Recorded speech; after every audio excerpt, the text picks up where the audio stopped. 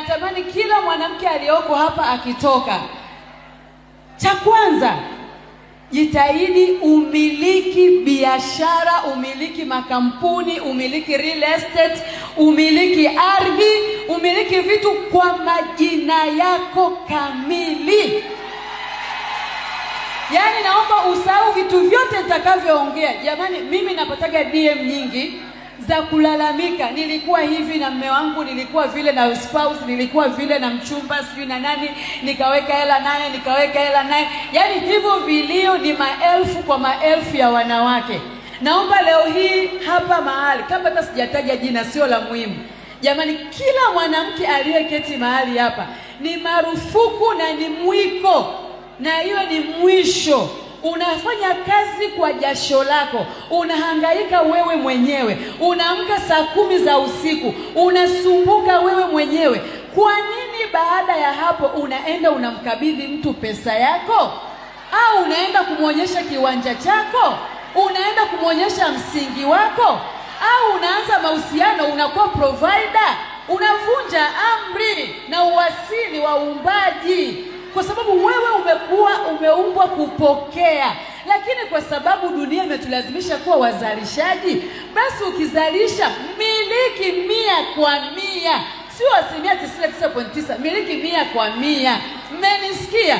Uwe ndani ya ndoa, nje ya ndoa, katikati ya ndoa, kushoto kwa ndoa, mbele ya ndoa, I don't care. Miliki vitu wewe mwenyewe. Ni haki kisheria, ni haki kiutu, ni haki kibinadamu, na ni haki mbele za Mungu. Wewe kama binadamu kamili, kila yani asiyefanya kazi asile, si ndio? Kwa hiyo umepewa huo umiliki na hiyo haki ya kimsingi. Naomba uitumie. Kwa hiyo tunapotoka hapa, jamani, wale ambao wamesema wana majumba, hongera zenu. Watu sasa hivi wanamiliki ma Airbnb Tanzania nzima. Watu wanamiliki nyumba za kupanga Tanzania nzima. Watu wanamiliki hivyo mahardware. Mmewaona warembo hapa na wamependeza hatari. Wanamiliki migodi. Kuna wanawake wachimbaji. Sijui mnajua, mnaelewa? Kuna watu ni maexporter wanawake. Kuna watu wanamiliki magorofa, maapartment ya maana. Hata kule Dar es Salaam, Masaki, Oysterbay, wanawake wanamiliki. Kwa hiyo wewe uliyekaa hapa usikae kinyonge, si umekuja msaidizi huu, msaidizi wewe, msaidizi wapi? Miliki. Yaani kuna watu wana mentality hasi. Kila kitu lazima akaseme. Akipata tu ana kielele cha kuongea. Mmeshaambiwa kuna trust.